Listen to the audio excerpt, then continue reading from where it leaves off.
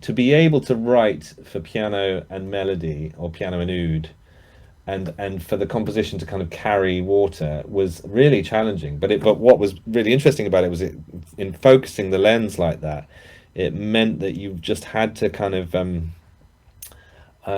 be so much more economical about your compositional content. So every single idea had to just just have a sense of gravity to it, you know. It is time.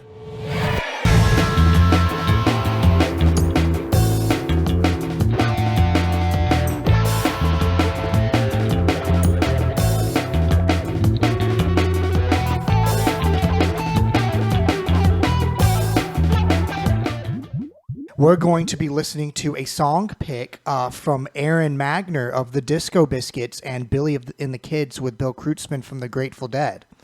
And Wow. so Aaron Magner has this to say. He says, check out this track by an artist that I have really been digging recently, Klur. He's a young, still being discovered Swedish producer. What's so compelling to me about his music are his chord progressions. Simple yet powerful. A chord progression that has the ability to last the entire track without another section or even much variation, yet continues to keep you engaged and excited. So this is Klur, and he has a single that came out January 6, 2022. We're listening to music here with Bill Laurance, solo artist and member of Snarky Puppy, and this is Klur with his song, Entangled.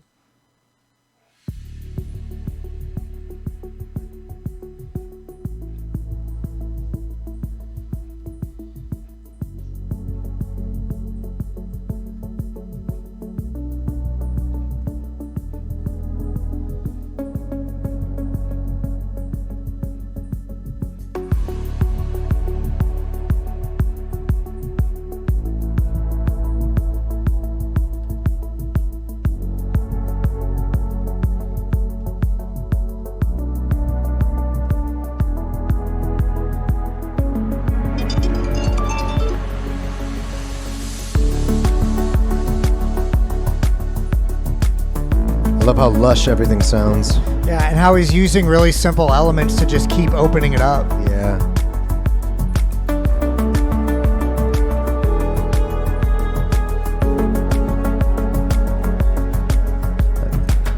It's such an emotional sound. I really like it.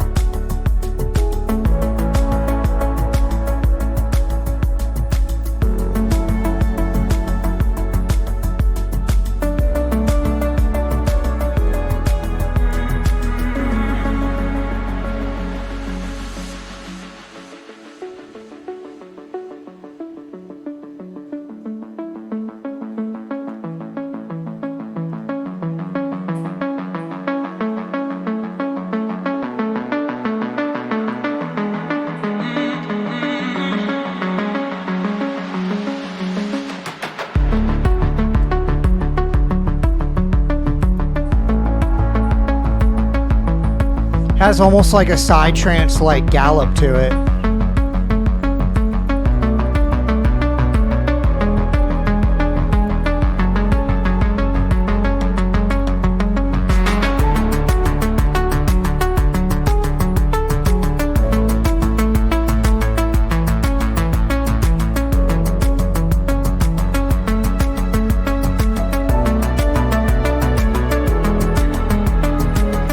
So full and lush. Yeah, You know? it was hard to figure out where to stop I it. didn't. It's hard on those kind of songs. It's like very hard to figure out where to Yeah. stop that song. Yeah. I just love the sound of that.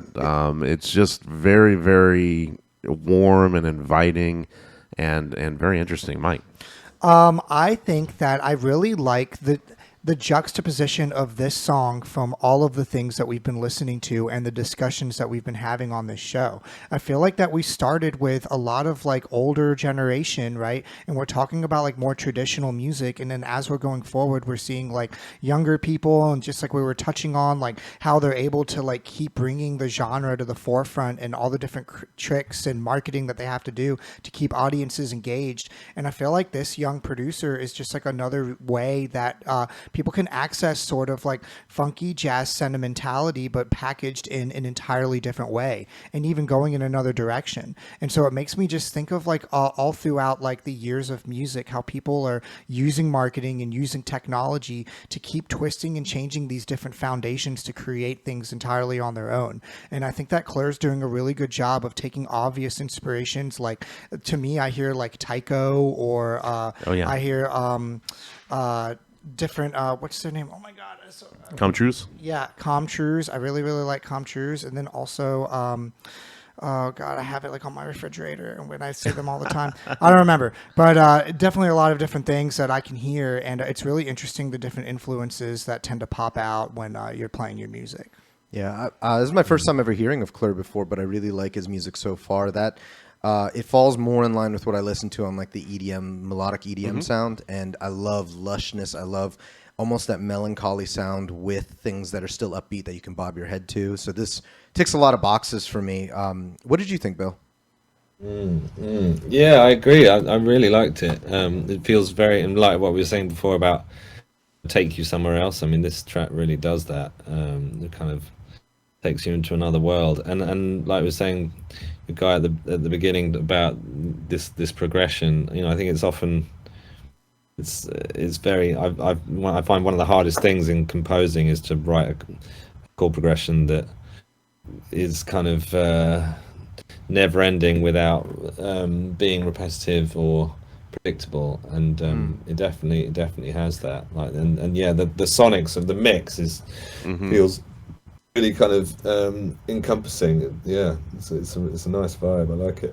Yeah, Boards of Canada was who I was thinking of. Boards of Canada. Oh, Yeah, definitely. because it kind of has that almost like really super textural, but like really laid back and almost like minimalist ambient type of vibe to it. But he has this like really soft tones dancing on top, and I really like how much it matches the artwork.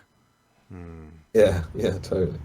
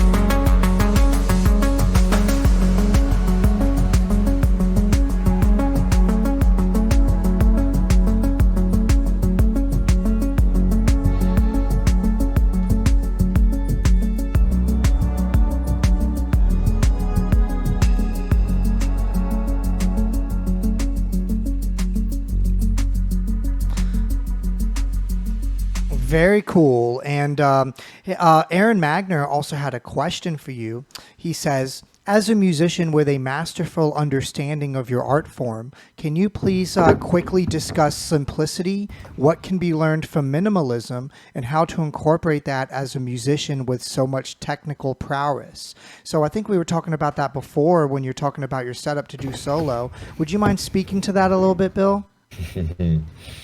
Yeah, I mean, I think it's a great question, and you know, I'm finding more and more, like we've been discussing, that less is more. And Right. actually, if you can compose with less elements. In fact, you know, one thing I've just been doing, it's coming out next year, but I've done a duo record with Michael League, the bass player in Snarky Puppy, and really the founder of the band. And we decided to do this duo. We ended up doing a duo tour because it was kind of out off the back of the pandemic, and so we kind of did this tour together as a duo, and then it went really well, and we thought, why don't we make a record of, you know, the two of us playing? So Mike's playing oud and bass, and I'm playing piano, and so we wrote this record of music for just oud and piano, and like all of a sudden we didn't have a drum kit to hide behind, we didn't have a vocalist, we didn't, I mean, not that we all we basically mostly do instrumental music anyway. But we didn't have any effects, we didn't have any massive kind of post-production. So, you know, to be able to write for piano and melody, or piano and oud, and for the composition to kind of carry water was really challenging. But what was really interesting about it was in focusing the lens like that, it meant that you just had to kind of be so much more economical about your compositional content. So every single idea had to just have a sense of gravity to it, you know. And I found this kind of like reducing of everything and just purifying everything down to be a really eye-opening kind of experience as a composer. And now when I come back to kind of adding all the layers back in, like I've just done a record, I've just recorded a new album with a string orchestra, and like suddenly we've got all the layers back, but now I'm being a lot more sort of careful about the choices I'm making in how to implement those instruments. You know, I think basically when you're forced to have to work with less, it really kind of, you know, makes you sort of focus in on the you know, on the compositional content. And I feel, I mean, maybe it's just a kind of inherent thing of like getting older, but like I feel as I get older, I like things to be simpler and kind of yeah, less is more, you know, and trying to kind of find the truth in a simple idea, you know, and then once you have a simple idea, that it's kind of easier, you're just giving yourself more room to develop it, you know. If you start with lots of complication, then you're kind of, you know, I think it's about giving yourself the kind of bandwidth within which to express. And I feel like a simple idea developed simply is arguably more powerful than a really complicated idea developed further, you know. Hi, this is Mike with Galaxy Jams Reacts. We hope that you enjoyed that React video. Be sure to check out the links below of when we're going to be live streaming our next show, and also how to watch full episodes. Please hit that subscribe button. Every single one helps.